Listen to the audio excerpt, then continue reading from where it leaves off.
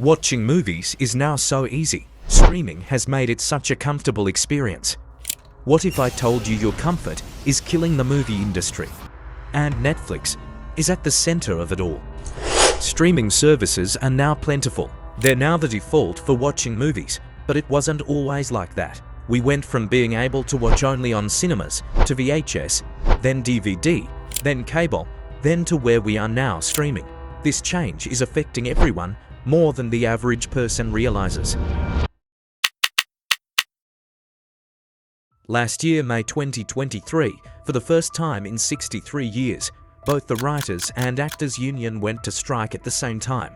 While there are many reasons for the strike, streaming was at the center of it.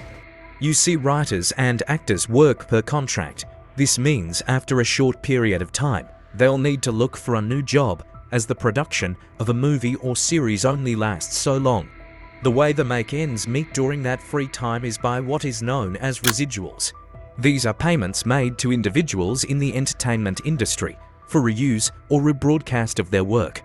Not only was it enough, it had the potential to make the actors quite rich. A good example is the cast of Friends. Each of the 6 main cast members reportedly earns around $20 million annually from residuals. The show continues to be a lucrative asset due to its popularity. But thanks to streaming, those numbers might only be in the past. Because of how network TV is run, back then residuals is easy to calculate. Once your work is reshown, you'll get X amount of money. But now, because of the terrible formula on how streaming residuals is calculated, that source of income has been destroyed. Streaming residuals are only paid once a year, and from a little percentage on the subscriber's money.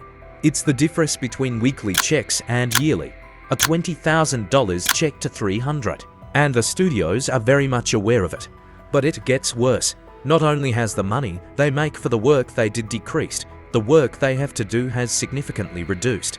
Series ran by network TV usually lasts 22 episodes, and production usually lasts 40 weeks. But shows done for streaming services only lasts 8 episodes, and writers and actors only get about 20 weeks of working time, making them go from needing 1 to multiple jobs a year to maintain the same lifestyle. Essentially, because of streaming, writers and actors don't get much out of shows and make little to nothing on residuals. Have you ever noticed movies are getting similar? Does everything just look the same on Netflix? Well, it's the algorithm. It is designed to keep you on the platform as long as possible by showing you what you like watching, when you like watching it. Basically like YouTube, that you are watching this video on right now. Reed Hastings, the CEO of Netflix, has admitted they're competing for your time with Fortnite and YouTube more than other streaming platforms. But the problem is, unlike most YouTube videos, movies last hours, which can lead to problems like increased screen time, decreased physical activity, and binge-watching habit. But truthfully, only a small group of people face this effect. So how are we really affected by modern-day streaming? When it all started, one of the main advantages of streaming was pricing.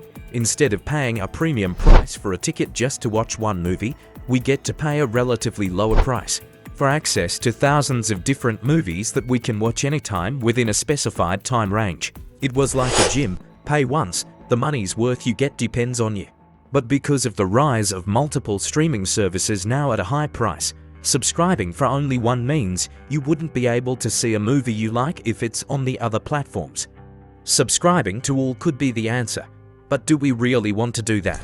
To maximize the use of our streaming subscription, we would have to start subscribing to one at a time, binging the thing that you most want to watch on that one for 1 month, and then moving on to the next. Even that sounds like a hustle.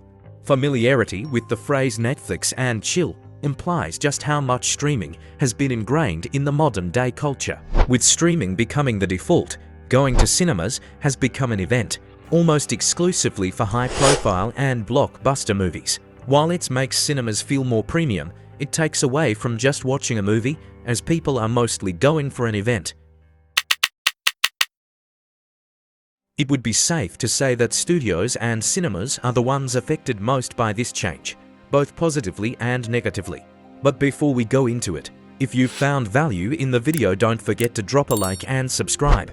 Streaming platforms offer a direct-to-consumer distribution model. By bypassing traditional theatrical releases, studios can now choose to release movies exclusively on streaming services, reducing their reliance on cinemas for distribution. Streaming services have led to a decline in movie theater attendance as more people opt for the convenience of streaming movies at home. Because of the less reliance on cinemas, when they aren't optimistic on the cinema performance of a movie, studios have been seen to premiere their movies on theaters and streaming at the same time, which means less money for theater owners. A good example is Black Widow. Instead of allowing it to run its course on theaters, Disney premiered it on Disney Plus the same day as its theater release, which led to a lawsuit, as the leading actress Scarlett Johansson had a clause in her contract stating she would earn from box office earnings. It makes studios think like content creators, movies and shows being their content. They already know the amount they'll potentially make based on their audience. The idea is now to create something great that'll blow up so that their audience will increase. This model could also be detrimental, as it means anybody that pirates movies will have a clean copy immediately, leading to less views on the studio's own platforms. Streaming does have its disadvantages, but it isn't all doom and gloom. Apart from the convenience of possibly just being able to watch anything from the comfort of your home, it has reduced costs associated with physical media production and distribution, and made movie and shows available to the worldwide audience almost immediately. It has enabled studios make way more shows a year, giving jobs and opportunities to those that wouldn't have it before, and delivered some of the best shows of the last decade. What do you think about the whole streaming situation? Is it really killing the movie industry? Or does the good outweighs the bad? Be sure to comment and drop a like and subscribe. See you in my next video.